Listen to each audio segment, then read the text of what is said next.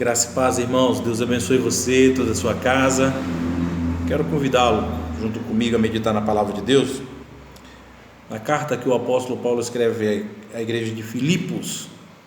Então, carta aos Filipenses, no capítulo 3.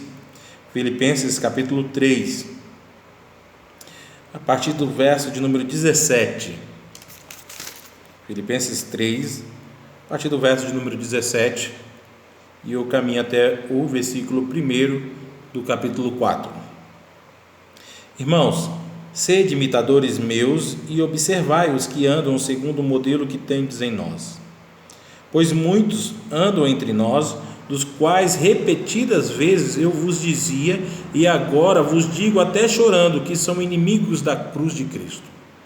O destino deles é a perdição, o Deus deles é o ventre, e a glória deles está na sua infâmia, visto que só se preocupam com as coisas terrenas. Pois a nossa pátria está nos céus, de onde também aguardamos o Salvador, o Senhor Jesus Cristo, o qual transformará o nosso corpo de humilhação para ser igual ao corpo da sua glória, segundo a eficácia do poder que ele tem de até subordinar a si todas as coisas. Portanto, meus irmãos amados e muito saudosos, minha alegria e coroa, sim, amados, permanecei deste modo firmes no Senhor. Vamos orar? Deus bendito, muito obrigado pela palavra do Senhor que aqui está mais uma vez. Que o Senhor continue a falar conosco, em nome de Jesus. Amém.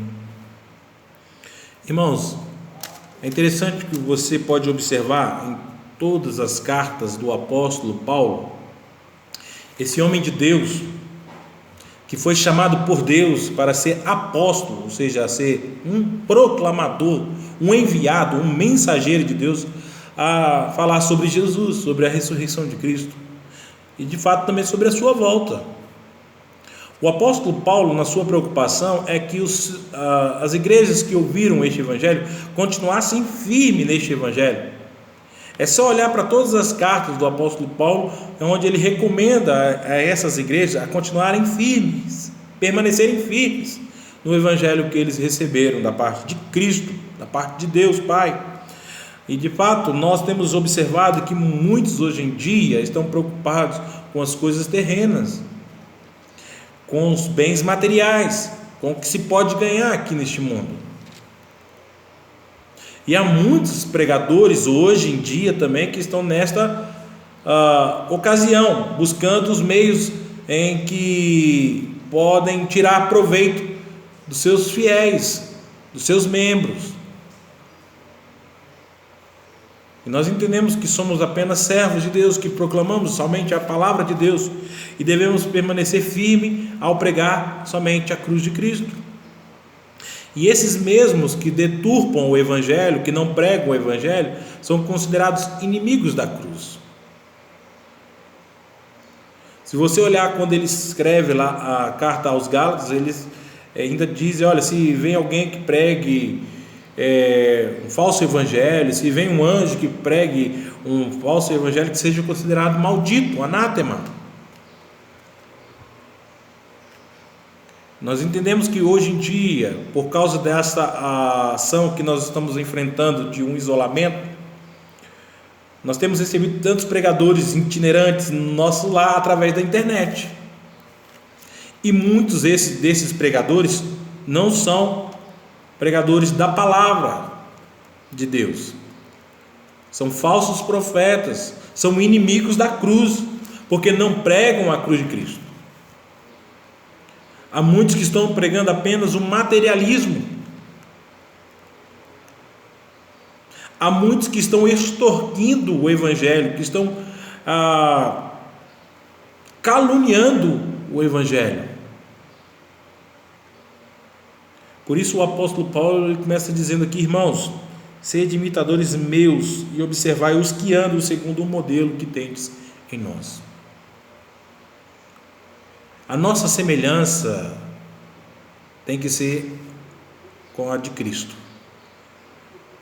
Se você encontrar alguém que se assemelha a Cristo, então seja imitador desta pessoa. Por isso que o apóstolo Paulo ele afirma: sede meus imitadores como eu sou de Cristo. Que sejamos imitadores de Cristo, que as pessoas que olharem para nós possam ver Cristo em nós. E várias vezes o apóstolo Paulo recomenda às igrejas a tomarem cuidado com esses falsos ensinos. E agora a sua preocupação leva ao ponto de chorar por causa dessas pessoas que estavam se afastando do Evangelho. O pastor que ama a sua ovelha, ele chora por essa ovelha que se perdeu no caminho tortuoso, aonde não está mais seguindo o Evangelho, está seguindo as vãs filosofias, aos rudimentos deste mundo. O bom pastor, ele se entrega pela ovelha. Por isto, o juízo dessas pessoas irá acontecer. Porque ele mesmo disse: olha, o destino deles é a perdição. O Deus deles é o ventre. E a glória deles está na sua infâmia, visto que só se preocupam com as coisas terrenas. Hoje em dia, muitas pessoas que estão na frente de uma igreja estão preocupando com as coisas terrenas. Estão preocupados com o bem material. Estão preocupados com o seu próprio ventre. Você já parou para pensar se existe alguém na sua igreja que está passando por necessidade? Você está disposto a tirar do que, entre aspas, pertence a você para ajudá-la? Porque nada do que temos é nosso, é do Senhor. Por isso, na oração de Davi, lá em 1 Crônicas, no capítulo 29, ele usa 3 verbos muito interessantes, onde ele fala do ser, do fazer e do ter. Tudo que somos pelo Senhor. Tudo que fazemos pelo Senhor. E tudo que temos, nós temos pelo Senhor. Reconhecendo que o nosso destino não é aqui. A nossa pátria é com Cristo. Por isso ele começa a dizer o seguinte: pois a nossa pátria está nos céus, de onde também aguardamos o Salvador, o Senhor Jesus Cristo. Você está almejando a volta de Jesus? Você já compreendeu que o seu lugar não é aqui? Por isso a afirmação do apóstolo Paulo em toda a sua jornada é: o viver é Cristo. Enquanto eu viver aqui neste mundo, eu quero viver Cristo. Mas o morrer é lucro, porque o meu lugar não é aqui. Porque estar com Cristo é incomparavelmente melhor. Você já pensou nisso? Enquanto você viver aqui, você é apenas um mordomo administrando tudo aquilo que o Senhor tem te dado, para também ajudar ao próximo enquanto houver necessidade. Você já parou para pensar que o seu destino é a pátria celestial? É o lar do céu com Cristo?